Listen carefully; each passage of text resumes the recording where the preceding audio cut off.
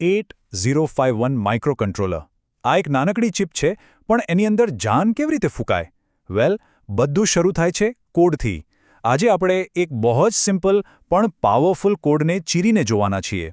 એના એક રહસ્યને ખોલીશું. તો સવાલ એ છે કે આ નાનકડી બેજાન ચિપને આપણી ઈચ્છા મુજબ કામ કેવી રીતે કરાવી? એને આપણા ઈશારા પર કેવી રીતે નચાવી? આ કોઈ જાદુ નથી. સારું, એક રીતે તો છે જ, અને એ જાદુનું નામ છે કોડિંગ. અને આજે આપણે બસ એ જ શીખવાના છીએ. અને જુઓ, આ રહી એ જાદુઈ ચાવી. આ જે કોડ દેખાય છે ને, એનું કામ બહુ જ સિમ્પલ છે. એક નાનકડી એલઈડીને ઝબકાવવાનું, બસ આટલું જ. પણ માનશો નહીં, આટલા સરળ કામની પાછળ જ 8051 પ્રોગ્રામિંગના બધા જ મૂળભૂત સિદ્ધાંતો છુપાયેલા છે. એટલે આ જ કોડ આપણો આજનો હીરો છે. તો ચાલો ફટાફટ જોઈ લઈએ કે આજનો આપણો રોડમેપ કેવો રહેશે. સૌથી પહેલાં આપણે આ ઝબકતા કોડને જોઈશું. પછી એના 4 ભાગના સ્ટ્રક્ચરને સમજીશું. એ પછી ડેટા ટાઈપ કેવી રીતે પસંદ કરવો એની વાત કરીશું. 8051ના કેટલાક ખાસ ટૂલ્સ પર નજર નાખીશું. અને છેલ્લે આ બધી વાતનો સાર શું છે એ જાણીશું. ચાલો, તો શરૂ કરીએ આપણા આ ઝબકતા કોડથી. આ જ આપણા આખા વિશ્લેષણનો સેન્ટર પોઈન્ટ છે. આ રહ્યો એ જ કોડ. ફરી એકવાર જરા ધ્યાનથી જુઓ. કદાચ પહેલી નજરે થોડો અટપટો લાગે, પણ જરાય ચિંતા ના કરતા. આપણે એને લાઇન બાય લાઇન, ટુકડે ટુકડે તોડીને સમજીશું. દરેક લાઇનનો એક ખાસ મતલબ છે, અને જ્યારે આ બધી લાઇનો સાથે મળે છે ને, ત્યારે એક નાનકડો ચમત્કાર થાય છે.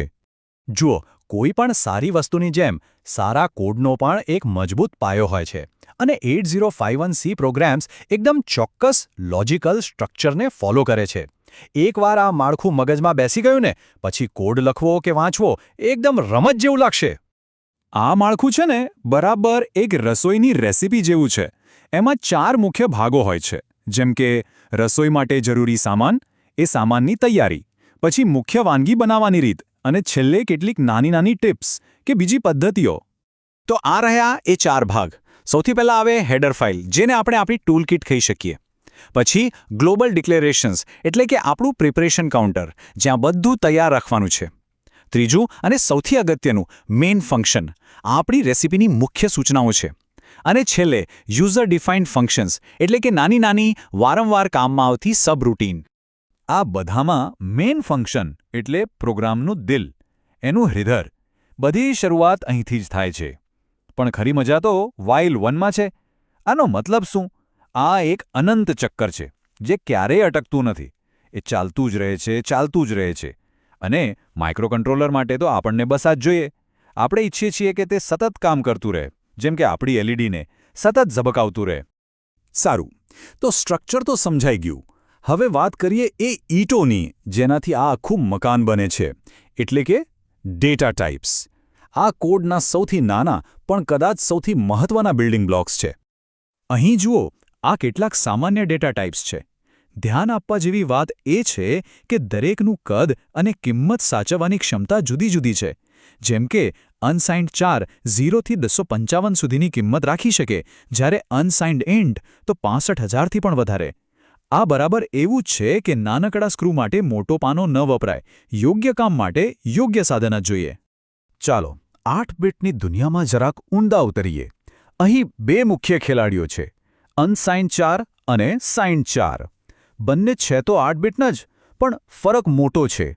અનસાઇન્ડ 4 એટલે કે યુવાળું, એમાં કોઈ સાઇન નથી, એટલે કે એ માત્ર પોઝિટિવ નંબર્સ માટે છે.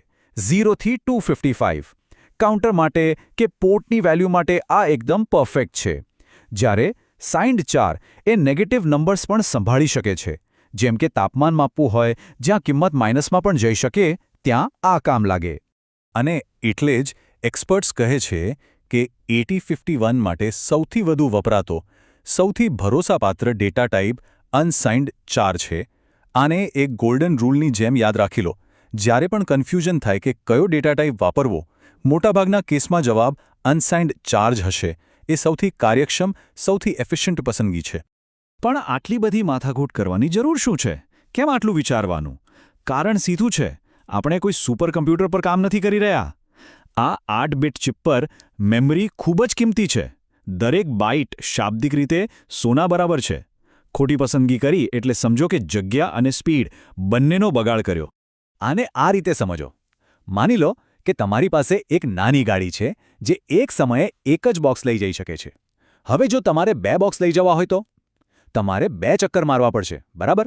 બસ 8-બીટ ચિપ પર 16-બીટનું ઇન્ટ વાપરવું કંઈક આવું જ છે. પ્રોસેસરને બમણું કામ કરવું પડે છે, એ બમણી જગ્યા લે છે અને બમણો સમય પણ. એટલે જ આપણે કહીએ છીએ કે એ ખર્ચાળ છે. ચાલો હવે વાત કરીએ 8051ના કેટલાક સુપર પાવર્સની. આ એવા ખાસ ટૂલ્સ છે જે પ્રોગ્રામરને સીધું હાર્ડવેરના એક બીટ પર કંટ્રોલ આપે છે. અને આ જ વસ્તુ 8051ને આટલું ખાસ બનાવે છે. પહેલું છે બીટ. આનો ઉપયોગ શું? આ સ્પેશિયલ ફંક્શન રજિસ્ટર એટલે કે SFRના કોઈ એક જ બીટને નામ આપવા માટે થાય છે. આનાથી ફાયદો એ છે કે આપણે આખા 8-બીટ રજિસ્ટરને છેડ્યા વગર સીધા એક જ પિનને, જેમ કે જ્યાં LED જોડેલી છે, એને ઓન કે ઓફ કરી શકીએ છીએ. એકદમ સર્જિકલ સ્ટ્રાઇક જેવું, ચોકસાઈપૂર્વકનું નિયંત્રણ. આ ઉપરાંત બીટ અને SFR પણ છે. બીટનો ઉપયોગ સામાન્ય RAM મેમરીમાં કોઈ એક બીટને એક્સેસ કરવા માટે થાય છે, જ્યારે SFRનો ઉપયોગ આખા 8-બીટના સ્પેશિયલ ફંક્શન રજિસ્ટરને એકસાથે એક્સેસ કરવા માટે થાય છે. બસ એટલું યાદ રાખો, એક સિંગલ બીટ માટે બીટ અને આખા રજિસ્ટર માટે SFR. યાદ છે આપણો મૂળ કોડ? ચાલો એના પર પાછા ફરીએ. એમાં જે ડિલે ફંક્શન છે એની અંદર ઇન્ટ I લખેલું છે.